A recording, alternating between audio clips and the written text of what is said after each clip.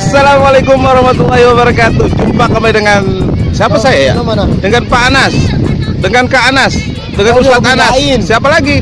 Nah ini para hadirin sekalian yang saya hormati, salah satu akidah yang harus diyakini oleh orang muslim adalah tentang adanya alam kubur, adanya siksa kubur, dan adanya nikmat kubur. Allah berfirman di dalam Al-Quran, An-naru yu'raduna 'alaiha guduwa wa asyiyah wa yauma taqumus sa'ah adkhilu ala fir'auna asadal adzab. Ayat ini oleh para ulama dijadikan dalil. Dalil untuk apa? Dalil untuk meyakini adanya siksa kubur. Ayat ini menceritakan tentang Fir'aun dan pengikutnya. Kita tahu kan Fir'aun dibinasakan oleh Allah dengan apa? Ditenggelamkan. Ayat ini An-naru yu'raduna 'alaiha guduwa wa asyiyah. Fir'aun dan pengikutnya itu akan diasongkan ke dalam api setiap pagi dan sore hari.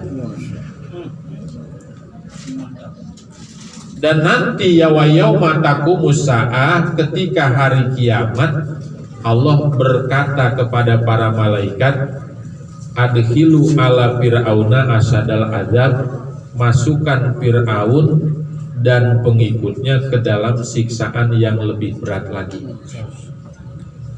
Asadal adzab, siksaan yang lebih berat. Ini kan ayat ini menyebutkan dua peristiwa. Satu, Fir'aun dan pengikutnya diasongkan ke api. Yang kedua, di hari kiamat Fir'aun dan pengikutnya akan dimasukkan ke dalam siksaan yang lebih berat. Entah apa yang lebih beratnya lagi ya. Yang padahal kita tahu bahwa ketika di dunia Fir'aun itu dimusnahkannya oleh Allah dengan ditenggelamkan. Jadi peristiwa Fir'aun dan pengikutnya diasongkan ke api ini bukan di dunia. Karena di dunia nggak ada Fir'aun kebakaran tuh nggak ada ya. Yang ada Fir'aun keberak-berak ada ya. Begitu ngadu kekuatan sihir ya. Kemudian Fir'aun ahli sihirnya mengeluarkan tambang, dan tambangnya jadi ular.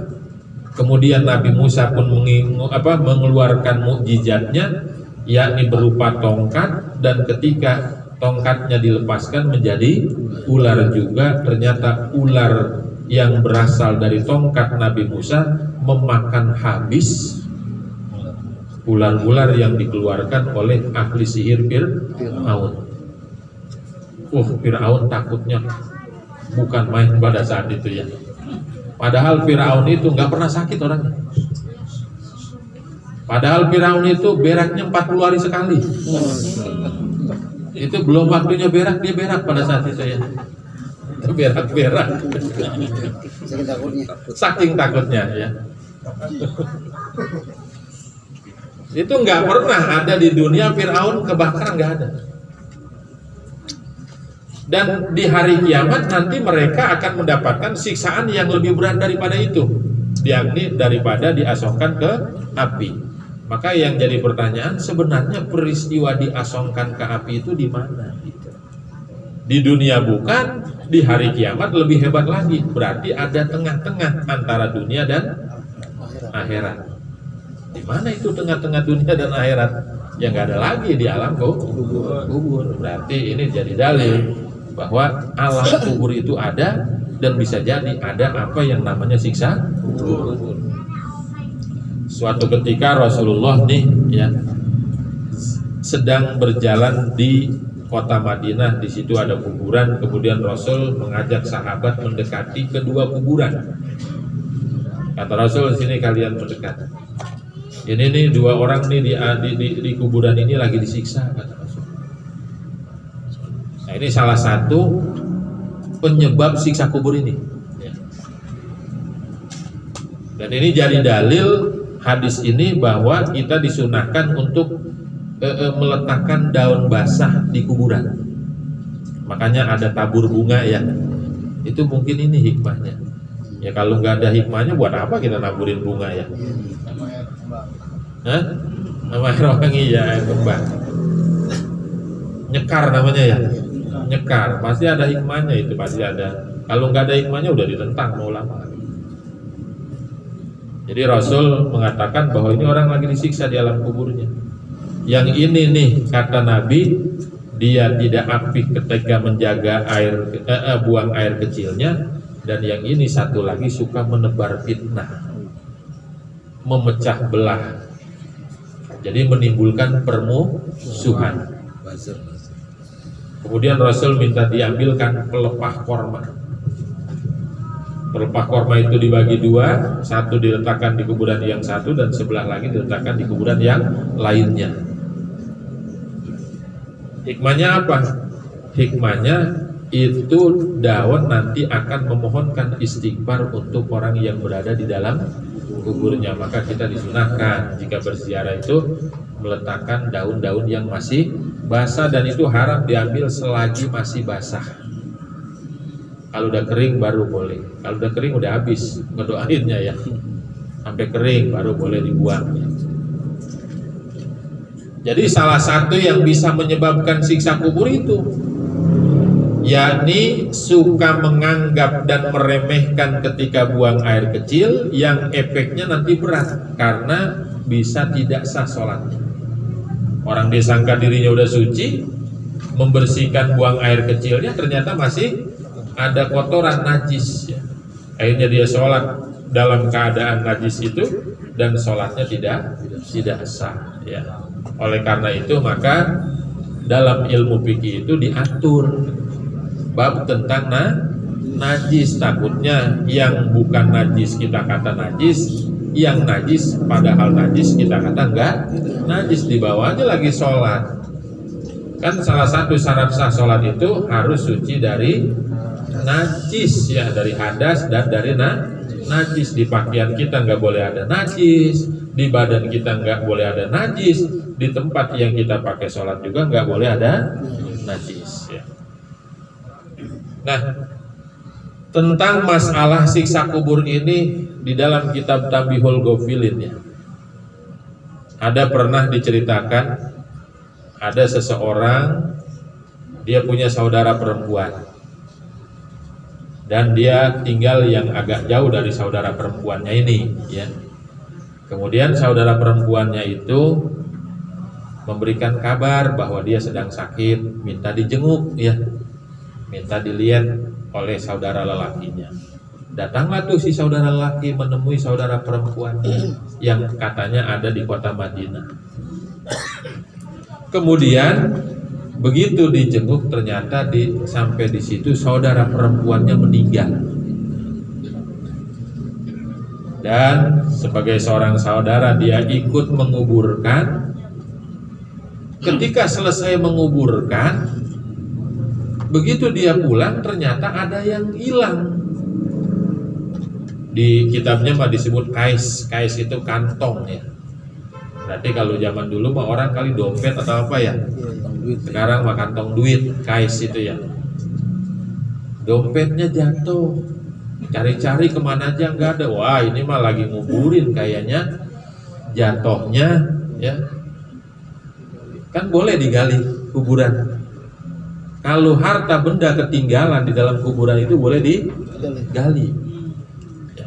Itu salah satu diperbolehkan menggali kuburan adalah karena ada benda berharga yang terjatuh dan orangnya minta.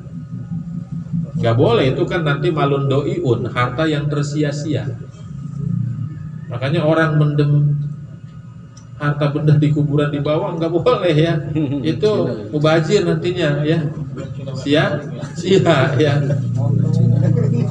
Akhirnya dia minta temenin saya yuk gali kuburan saudara perempuan saya karena ada harta benda saya yang ketinggalan di dalam kuburan.